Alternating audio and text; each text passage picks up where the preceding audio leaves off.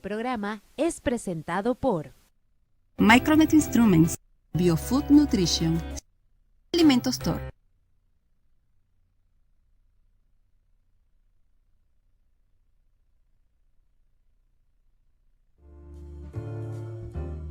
TNORadio.com les da la bienvenida a Adictos al Bienestar, una producción nacional independiente que apuesta por el bienestar físico, espiritual y emocional y al emprendimiento, donde los protagonistas son los adictos a la buena vida, con la conducción de Verónica Rodríguez, certificado de locución número 48604, Adictos al Bienestar y más.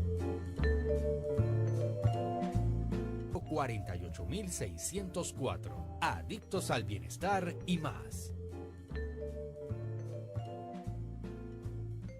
Hola, hola, feliz tarde. Bienvenidos a una nueva edición de Adictos al Bienestar y más a través de TNORadio.com, la primera radio visual de Venezuela. Son las 5:01 de la tarde de este día 7 de junio de 2022 y vamos a estar trabajando para ustedes en la dirección general Carolyn Méndez, en la dirección de producción Brian Agros, en la ingeniería de sistemas Antonio Calderón, Carmen Valentina en los controles, Alejandra Rangel en la producción de este espacio y quien tiene el gusto de hablarles, Verónica Rodríguez, certificada con el 48604. Ya nuestras redes sociales a su disposición, si quieren pues entrar a el live que estamos haciendo en este momento a través de @adictosalbienestar. Allí los espero, son bienvenidos.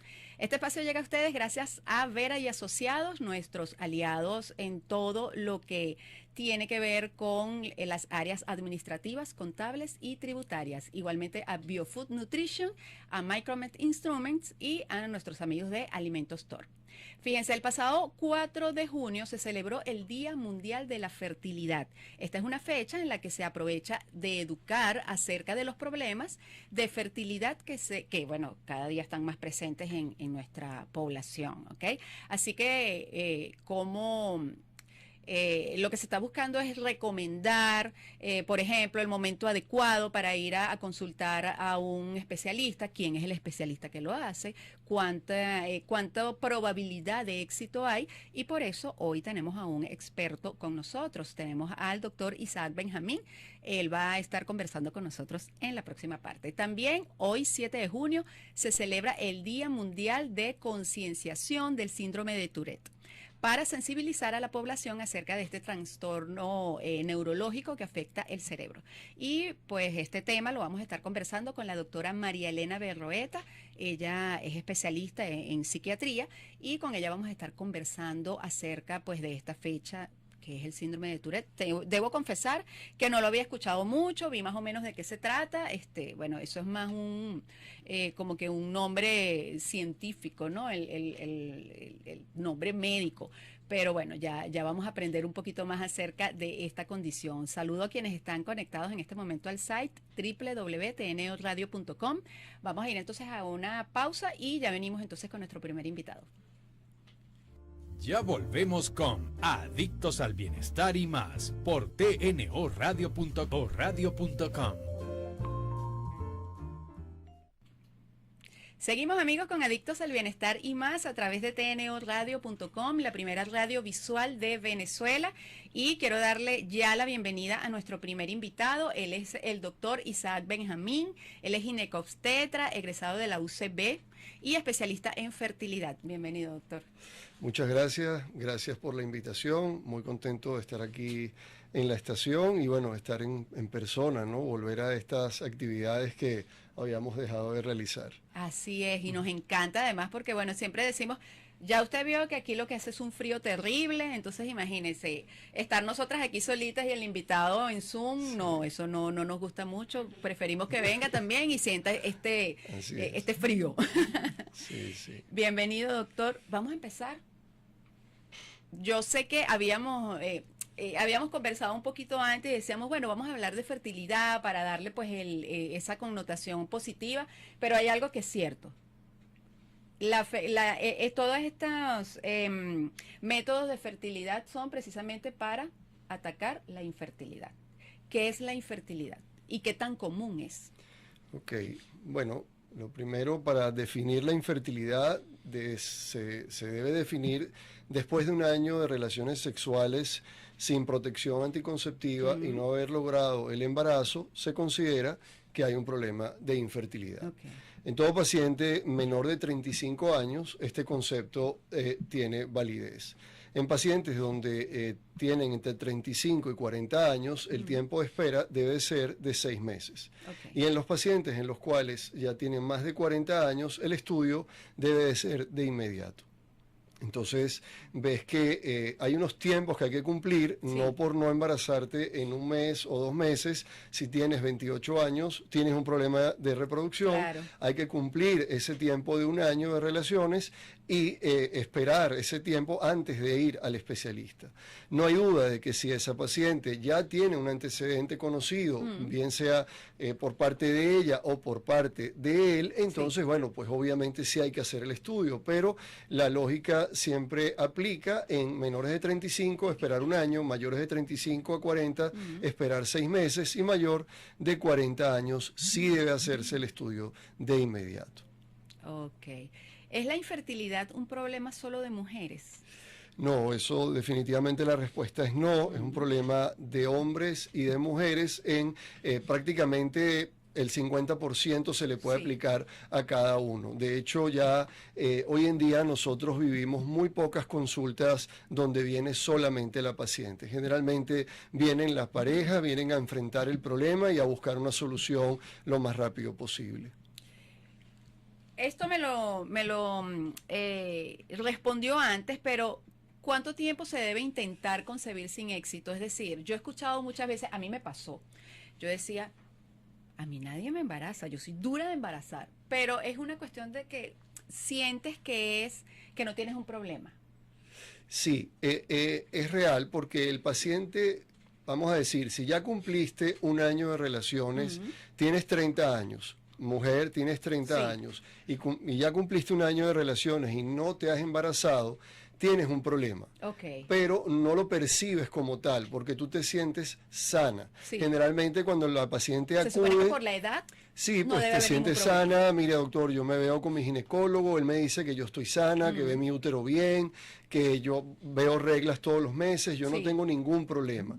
Pero claro, tú has estado solamente bajo el estudio ginecológico y no bajo el estudio de reproducción. Okay. Entonces hay las pruebas que van a permitir realizar los diagnósticos y entender cuáles van a ser los tratamientos que se pueden plantear en base al estudio que se está haciendo. Por eso la importancia de que una vez que se han cumplido los tiempos, se ataque el problema. Claro. Y no cabe la menor duda de que aquí la edad es muy importante. No es lo mismo buscar embarazo a los 25 años que buscar embarazo a los 40.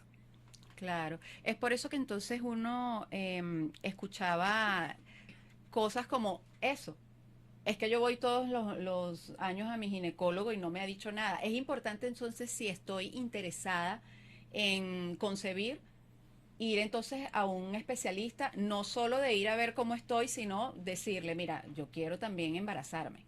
Claro, Porque en una consulta normal, o sea, en estos chequeos normales ginecológicos no se puede ver eso. No, sí se pueden ver grandes cosas, se pueden ver grandes cosas. Lo importante es que el ginecólogo genere la tranquilidad al paciente de que si tiene un mes buscando, 2 meses buscando, entonces que tenga calma, porque si se embarazó en 2 meses o se embarazó en 7 o en 8, no significa de que tuviste un problema de reproducción. Claro. Si te embarazaste dentro del año, cumpliste el rango adecuado para decir que no tuviste ningún problema. Pero si el ginecólogo identifica alguna alteración en alguna de las áreas reproductivas, entonces él debe de referir al paciente al especialista para comenzar el estudio. Esta pregunta que le voy a hacer es un poco extraña, pero ¿por qué entonces hay personas que a la primera relación sexual salen embarazadas? Bueno, y hay otras que les cuesta un poco más, aunque no tengan problemas. Es así, porque, digamos, eso es así. Por eso que hay que esperar un año. Por eso el tiempo es importante, porque el hombre de los mamíferos somos los que peores nos reproducimos. Entonces, todo el mundo piensa de que va a tener relaciones este mes y se va a embarazar. Sí. Eso puede pasar. Qué miedo. Pero puede... En algunos casos es un miedo. Es verdad, pero puede pasar de que te embarazaste al cuarto mes de relaciones. Y eso eso no tiene ninguna repercusión estadística en que tuviste un problema reproductivo, ni mucho menos. Eso está dentro de lo que es el estándar porcentual que necesitas cumplir para que se dé el embarazo. Ok, y entre los mitos que hay, bueno, ya me dijo lo de la edad, no es un mito, es una realidad, o sea, el tema de la edad es muy importante. Eso es muy importante porque la edad, cuando uno habla de la edad, uno habla de la reserva del ovario. Okay. Y entonces en este punto es donde uno tiene que dejar claro de que la paciente nace con una cantidad de, dentro, digamos, cuando siendo feto, niña, dentro de su madre, ella va a tener aproximadamente unos 6-7 millones de óvulos. Okay. Eso se va a convertir en 1 a 2 millones cuando se produce el nacimiento. Y de allí al momento en que se produce su desarrollo, la menarquia, entonces prácticamente quedan 500.000. Entonces, de allí a los 35 años estamos hablando de un aproximado de disponibilidad de 25.000 óvulos, lo cual quiere decir que la historia, digamos, va mostrándote que desde que nace la niña hasta que se hace adolescente, se desarrolla, pasa a mujer adulta, ya ella va haciendo una caída en su cantidad de óvulos. Claro. Y no solamente se altera la cantidad, sino que también se altera la calidad. Porque después de que estos óvulos, que son los óvulos con los que naciste, entonces ya no es lo mismo, digamos, un óvulo de un paciente que tiene 22 años a un óvulo de un paciente que tiene 40 años. Claro. Las alteraciones que van a tener esos óvulos después de los 35, 38 años son muy importantes. Por lo tanto, tenemos dos inconvenientes con la edad, y es la cantidad de óvulos y es la calidad de esos óvulos, que hace que la probabilidad de embarazo se vea disminuida y la probabilidad de aborto se vea aumentada cuando hemos superado los 35 y aún más cuando se han superado los 38 años. Perfecto. 5:14 de la tarde, vamos a ir a una pausa y venimos y seguimos conversando acerca de fertilidad. Ya volvemos con Adictos al Bienestar y más. Adictos al Bienestar y más por tnoradio.com. 5:16 de la tarde, seguimos conversando acerca de fertilidad con el doctor Isaac Benjamín. Mire, estábamos hablando de algo súper chévere ahorita que estábamos fuera del aire, y es un poco acerca de esta moda, no sé si es moda, o sea, yo creo que gracias a las redes sociales, influencers y ese tipo de cosas, pues nos hemos estado documentando un poco de qué es lo que hace la gente, ¿no? Anteriormente, bueno, no podía tener hijos, no puedo tener, o los tengo y ya. Ahora hay como más opciones, ¿no? Para que uno pueda asegurarse de más adelante, pues, tener nuestra descendencia, pues. Estas personas que congelan los óvulos, usted nos estaba explicando algo acerca de dos razones, ¿no? Importantes. Sí, bueno, yo creo que nosotros primero deberíamos poner en el contexto de que la paciente hoy en día, pues, no busca embarazo a los 20 años. Busca embarazo después de que ha terminado su bachiller, concursa a su universidad, se hace profesional, comienza a establecer su carrera profesional, y entonces, pues claro, cuando ha encontrado cierta estabilidad económica y profesional, entonces ella puede ser que esté en la lógica de buscar descendencia. Claro. Para llegar hasta aquí, ella se manejó con anticoncepción de manera tal de evitar el embarazo hasta este punto. Entonces, hay algunas pacientes que entienden ese proyecto de vida con facilidad, y otras pacientes no lo entienden, las cosas van pasando. En aquellas que lo entendieron, entonces, digamos que pueden... Y también las que no lo entendieron, porque de alguna manera pueden optar a hacer la congelación de los óvulos y de esa manera preparar su futura maternidad y hacer lo que se denomina la preservación de la fertilidad por razones sociales. Okay. Entonces, este tipo de pacientes, digamos que cuando cumplió 35 años, ella hizo congelación a los 28, a los 30 años, entonces ella dispone, ante una posibilidad de problema, ella dispone de óvulos de cuando tenía 29, porque como dijimos en la primera parte, es importante que la congelación de estos óvulos se haga antes de los 35 años, porque la calidad de esos óvulos va a ser óptima en esa edad, pero ya de congelar después de los 35 25 años, no tienes la misma calidad. Entonces, y también considerar de que no es un seguro de vida el congelar los óvulos, es una alternativa que tienes para buscar ese embarazo en un futuro, y más o menos se habla de unos 15 mínimo óvulos que hay que tener congelados para tener la probabilidad de un embarazo y nacido vivo, perdón. Perfecto. Dígame algo, ya entrando a las opciones de fertilidad, ¿cuáles son las opciones que tenemos en Venezuela? Sí, bueno, una vez que se ha hecho el estudio, tanto femenino como masculino, entonces nosotros, digamos, podemos tener una reunión con la pareja donde podemos optar por tratamientos que son denominados de baja complejidad y tratamientos de alta complejidad. Los tratamientos de baja complejidad son las relaciones dirigidas o el coito dirigido, la inseminación artificial, eso comprendería la baja complejidad. Y en la alta complejidad está la fecundación in vitro, una parte especial de esta fecundación in vitro que se llama inyección intracitoplasmática de espermatozoides, obviamente ambas con transferencia embrionaria. Entonces, para establecer las diferencias, digamos, obvio, las relaciones, nosotros vamos a coordinar esos momentos adecuados donde se puede tener la relación y eso optimiza la probabilidad de embarazo. Claro. En aquellos casos donde la decisión es hacer la inseminación artificial, entonces en ese caso se prepara a la paciente, se hace una estimulación ovárica mínima de manera tal de que se produzca entre 1 o 2 folículos que van a contener el óvulo y digamos que cuando la paciente está preparada, entonces el hombre entrega la muestra por masturbación. Se prepara esa muestra en el laboratorio de andrología y entonces el gameto masculino preparado es el que se coloca con un catéter dentro de la cavidad uterina de la paciente. Entonces esto tiene un chance de embarazo que está alrededor del 15 al 20%. Bajo. Entonces, claro, entonces es muy importante tu acotación, porque significa que uno hace 10 inseminaciones y se embaraza una, se embarazan 2, y eso es porque tú estás haciendo inseminando el gameto masculino. Claro. ¿Ok? Ahora, para subir estos porcentajes, y no necesariamente, porque esto se hace en función a la indicación que tengas. Claro. Entonces, si la indicación es porque si tú tienes 30 años y tu problema es que hay una alteración muy discreta en el espermatograma, es decir, en la calidad del semen, la inseminación podría, digamos, resolver el problema. O, por ejemplo, en aquella paciente que tiene una disfunción ovulatoria, es decir, esa paciente que no ovula, que tiene un síndrome de ovario poliquístico. Entonces, esa paciente se somete a una inducción de ovulación para que pueda producir el folículo, pueda producir el óvulo, nosotros hacer que ovule y entonces realizar la inseminación o la relación, porque estas pacientes también podrían someterse a relaciones.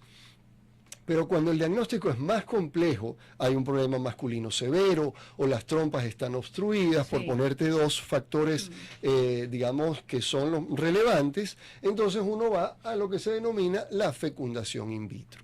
Entonces, en ese caso, en la fecundación in vitro, nosotros haremos una estimulación con mayor fuerza que la que hicimos en la inseminación, lograremos tener folículos tanto del ovario izquierdo como en el ovario derecho y procedemos a hacer lo que se denomina la aspiración folicular para la extracción de esos óvulos.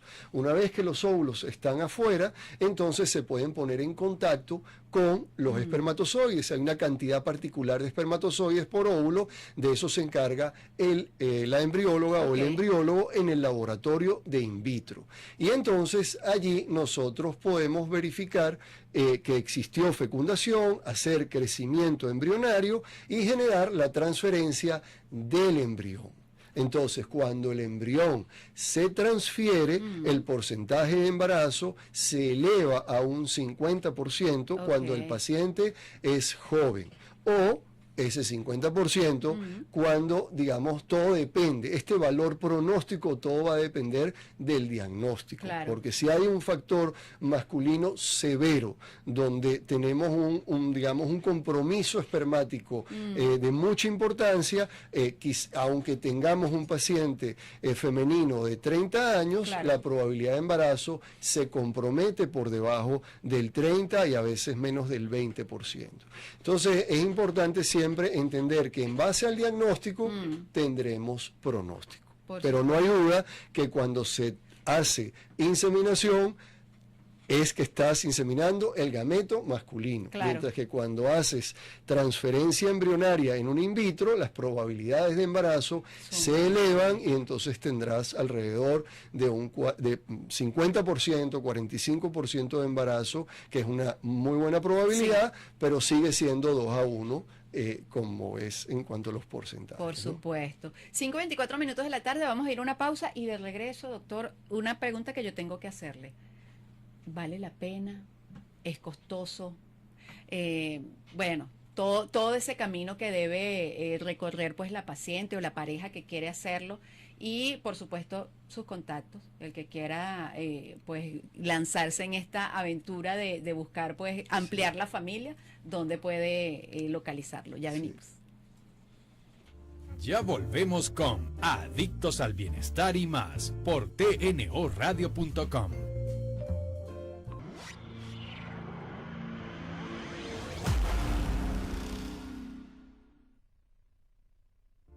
Estamos de vuelta en Adictos al Bienestar y más por tnoradio.com.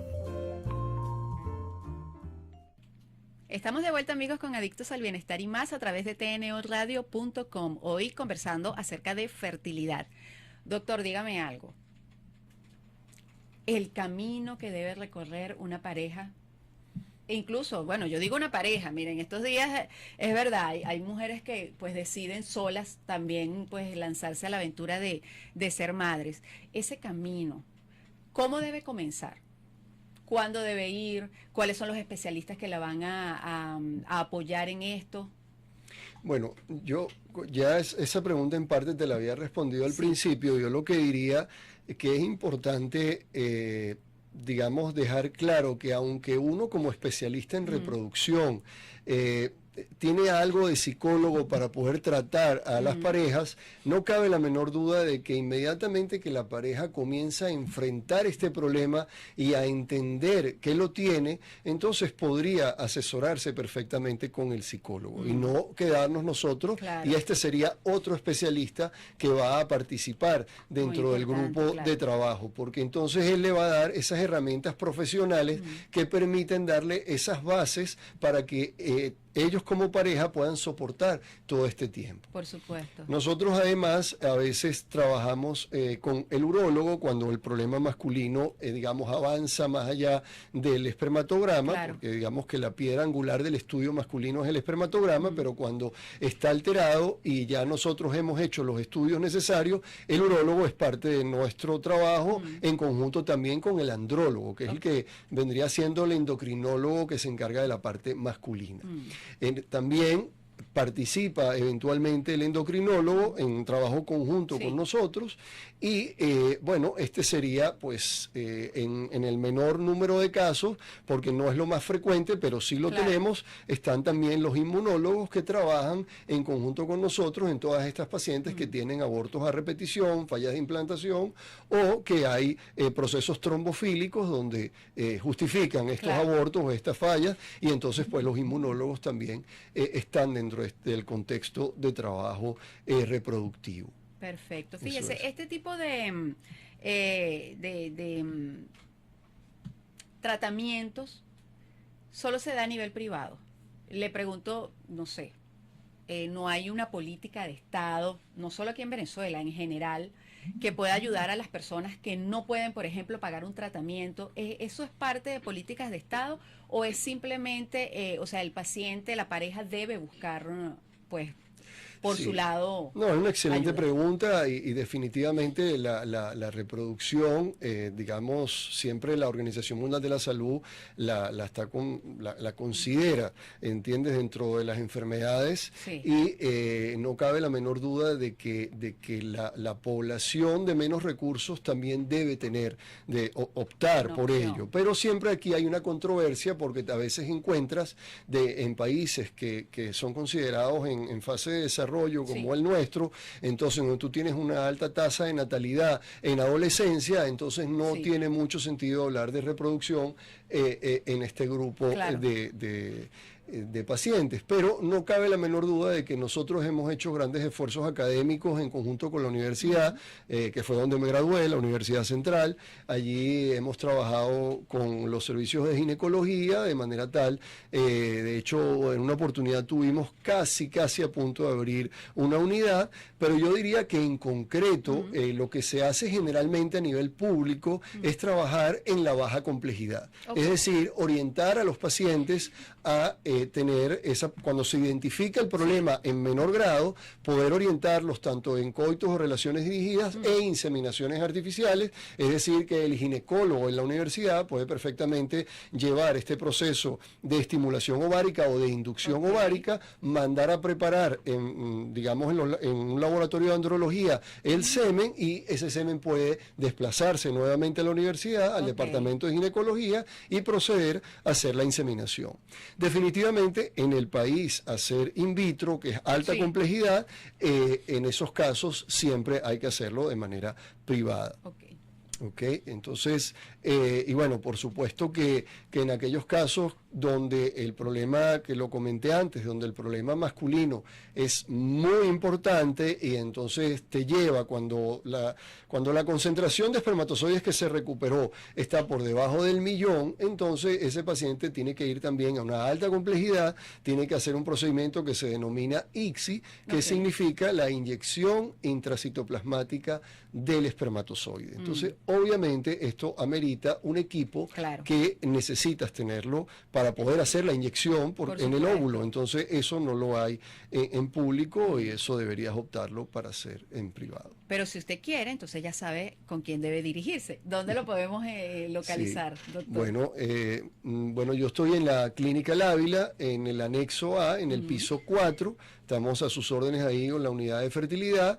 Y bueno, ahí 276-1561 en Caracas. Y bueno, en verdad siempre dispuestos a poder ayudar a todas aquellas parejas que tienen algunas dificultades para embarazarse, y siempre con la mejor intención, con el mejor optimismo y bueno, y con la mayor realidad para que podamos saber bajo qué pronóstico estamos trabajando. Qué bueno, y nosotros lo felicitamos y además estamos Gracias. muy orgullosas cada semana de contar, bueno, con profesionales de la medicina que están aquí en Venezuela todavía, no se han ido, seguramente tienen muchas opciones, pero siguen aquí, ayudando Es así, aquí a las seguimos personas que trabajando. estamos acá porque Sí. los necesitamos Así además, es, los es necesitamos y los valoramos muchísimo. Además, Ale, de la UCB.